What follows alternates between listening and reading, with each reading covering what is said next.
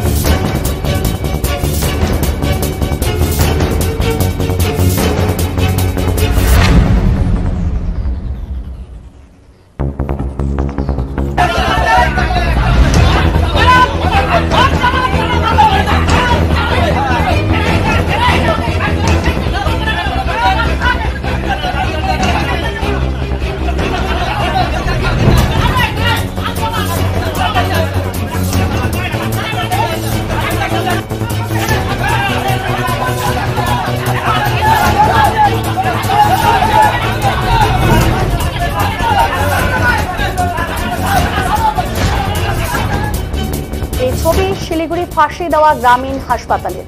আর এই হাসপাতালে রীতিমতো কিন্তু বিক্ষোভ দেখাচ্ছে রোগীর পরিজনেরা। শিলিগুড়ির ফাঁসি দেওয়া গ্রামীণ হাসপাতালে চিকিৎসার গাফিলতির অভিযোগ ওঠে।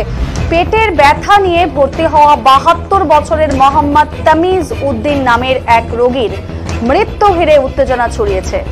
অভিযোগ, তাকে ভর্তি করা হলেও চিকিৎসা না করে ফেলে রাখা হয়। এদিন সকালে তার মৃত্যু হলে পরিবার ক্ষোভে ফেটে পড়ে।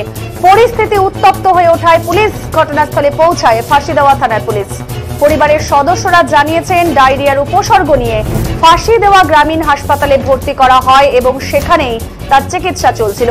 অভিযোগ, চিকিৎসক রোগীকে ভালো করে দেখেনি, আর যার জেরেই এই মৃত্যু।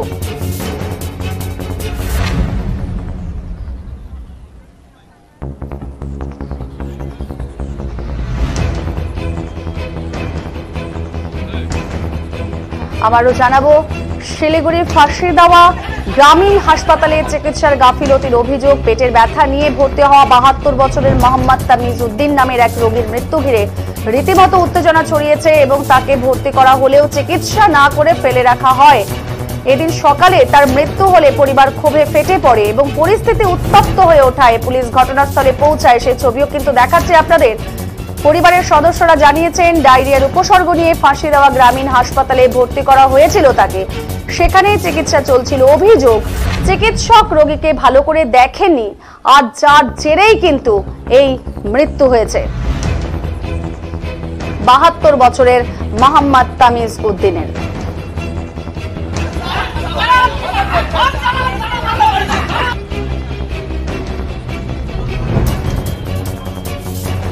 কি জানিয়েছেন এ বিষয়ে রোগীর পরিজনেরা, শুনুন।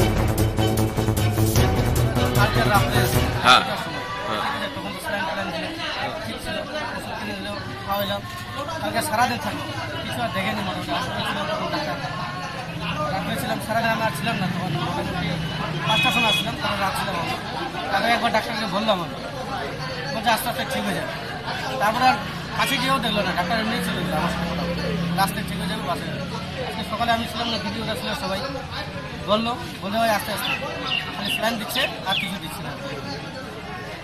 চিকিৎসা করেনি ডাক্তার, কি মনে হচ্ছে? চিকিৎসা কি ওই লিখে দিচ্ছে, মানে পাশে দিয়ে একটা হাতটা দিয়ে লাগে, মানে লাড়ে ছেড়ে দেখে কিচ্ছু দেখে না, কি হচ্ছে কি না জিজ্ঞাসাও করবে।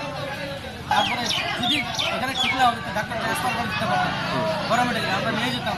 তারপরে এখন আমরা নিজেই ট্রান্সফার করে নিলাম। এদিকে হাসপাতাল কর্তৃপক্ষের দাবি, চিকিৎসায় কোনো গাফিলতি হয়নি। রোগীর পরিবারের পক্ষ থেকে যে অভিযোগ করা হচ্ছে তা সঠিক নয়। কি জানানো হয়েছে হাসপাতাল কর্তৃপক্ষের তরফ থেকে, শোনাবো।